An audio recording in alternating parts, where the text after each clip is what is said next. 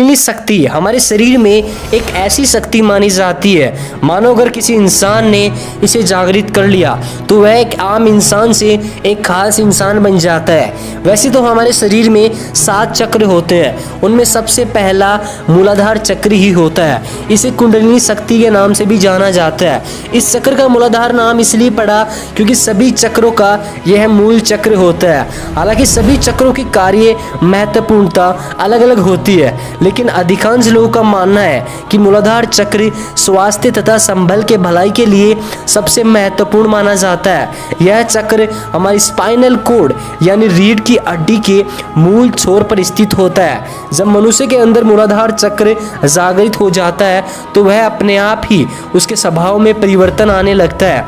व्यक्ति के भीतर वीरता, निर्भीकता और आनंद का भाव जागृत होने लगता है। और दूसरे शब्दों में हम कह सकते हैं कि सिद्धियां प्राप्त करने के लिए इन तीनों चीज़ों का होना बिल्कुल जरूरी होता है।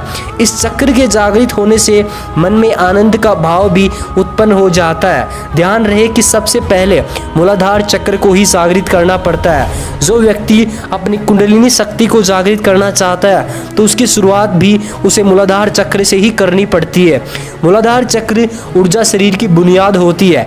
जैसे किसी इमारत की बुनियाद सबसे महत्वपूर्ण होती है, उसी तरह मूलाधार चक्र सबसे महत्वपूर्ण चक्र होता है। जब हम योग करते हैं तो हम किसी और चीज़ से अधिक मूलाधार पर ध्यान देते हैं, क्योंकि अगर आपने इसे जागृत और स्थिर कर लिया तो बाकियों का निर्माण करना बहुत आसान हो जाता है। अब हम बात करेंगे कि ऐसी कौन से नियम हैं जिनको मूलाधार चक्र को जागृत करने के लिए जिनका पालन करना अति आवश्यक है।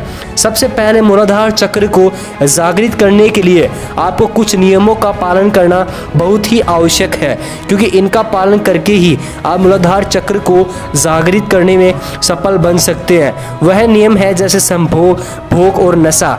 ऐसी चीज़ों से आपको दूर रहना होगा। जब तक कोई भी व्यक्ति अपने पहले शरीर में ब्रह्मचर्य तक नहीं पहुंचता, फिर भी वह अन्य केंद्रों की संभावना पर काम करना मुश्किल हो जाता है। इसीलिए सबसे पहला नियम है कि आपको इन चीज़ों से दूर रहकर ब्रह्मचर्य का पालन करना ही होगा। अब हम बात करेंगे कि कैसे आप मूलाधार चक्र को जागृत कर सकते हैं। सबसे पहले मूलाधार चक्र को खोलने के लिए व्यक्ति को अपनी रीढ़ की हड्डी के मूल छोर पर जहां चक्र स्थित होता है वहां पर ध्यान केंद्रित करना होगा। इस जगह पर ध्यान करते हुए आपको एक कमल के फूल की भी कल्पना करनी होगी और बार बार आपको यह प्रयास करना होगा, जिसके चलते धीरे धीरे आपको एक अलग तरह की एनर्जी फील होने लगेगी और आपका मूलाधार चक्र धीरे धीरे जागृत होने लगेगा। कुंडलिनी शक्ति का जागरण मात्र आध्यात्मिक प्रकृति से ही संभव हो सकता है, जिसके सरल और सही मार्ग है साधना। तो साधना के जरिए ही आप कुंडलिनी शक्ति को जागृत करें।